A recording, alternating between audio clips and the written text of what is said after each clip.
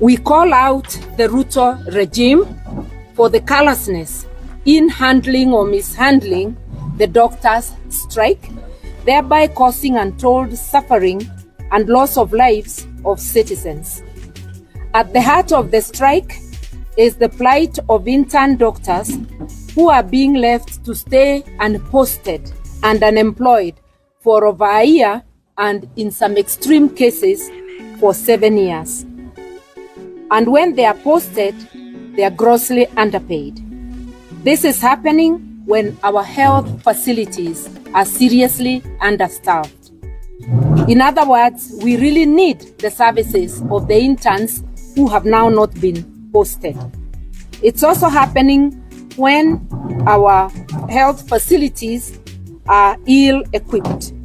It is unconscionable for the regime to continue splashing taxpayers' money on non-essential luxury items like motor vehicles, new pavilions in State House, fancy umbrellas, to name but a few.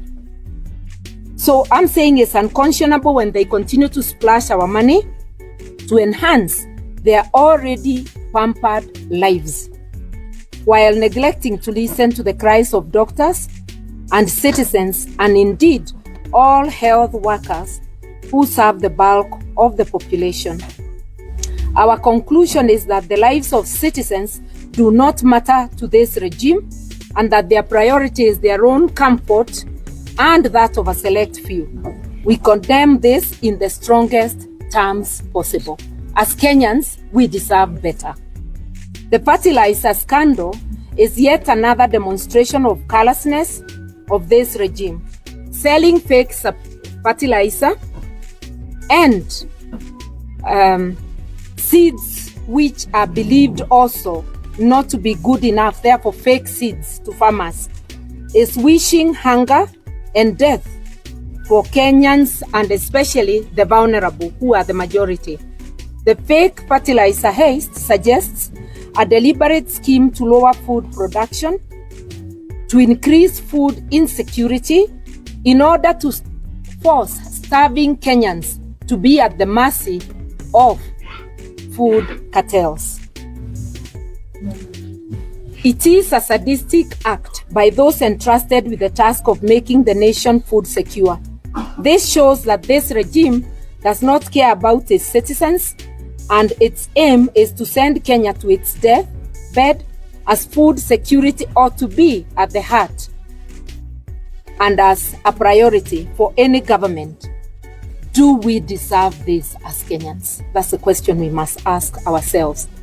We are also concerned about land grabbing that has risen to an all-time high.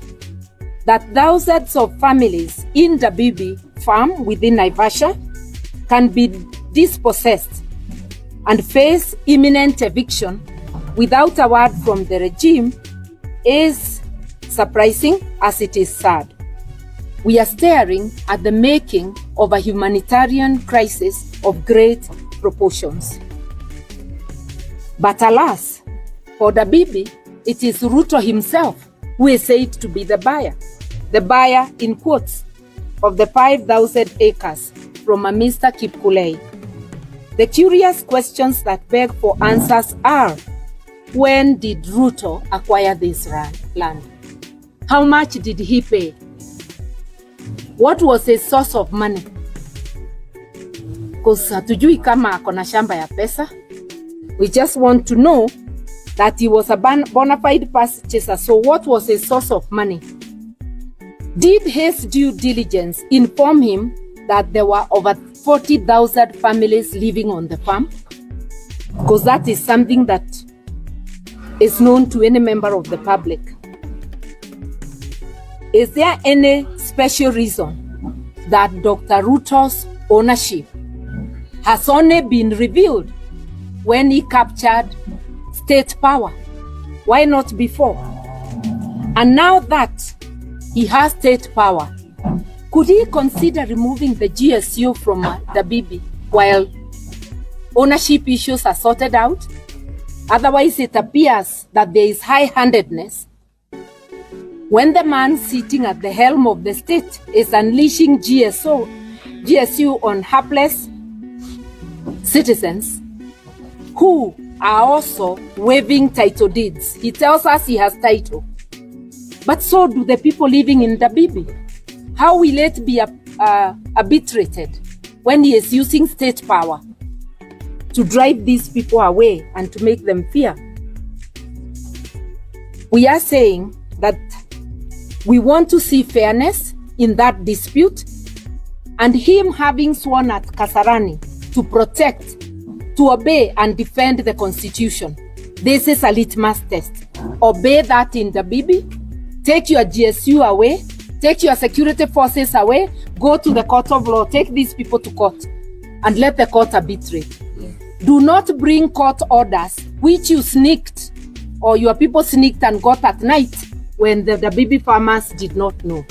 We are there to defend them, and I have actually offered my services as senior counsel. We cannot leave the people of Dabibi unprotected.